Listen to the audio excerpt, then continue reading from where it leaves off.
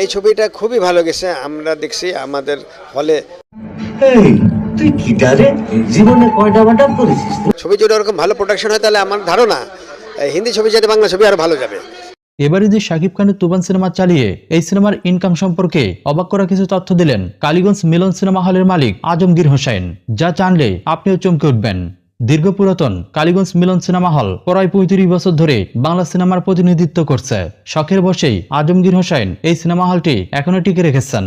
আপনারা জেনে অবাক হবেন, সিনেমা ব্যবসার মন্দার সময়ও অনেক লসের মুখ দেখার পরেও আজমগীর হোসেন তার সিনেমা হলটি বন্ধ করেননি। আর এর একমাত্র কারণ সিনেমার প্রতি ভালোবাসা। তিনি বাংলা সিনেমাকে অগাধ ভালোবাসেন, যার কারণে তিনি কোনোভাবেই এই সিনেমা হলটি ছাড়েননি। তবে সাম্প্রতিক সময় এসে শাকিব খানের নানা সিনেমার মাধ্যমে আবারও হল ব্যবসা চাঙা হতে শুরু করেছে।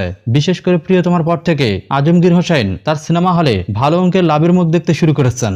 তবে সাম্প্রতিক সময় শাকিব খানের তুফান সিনেমা চালিয়ে ৩০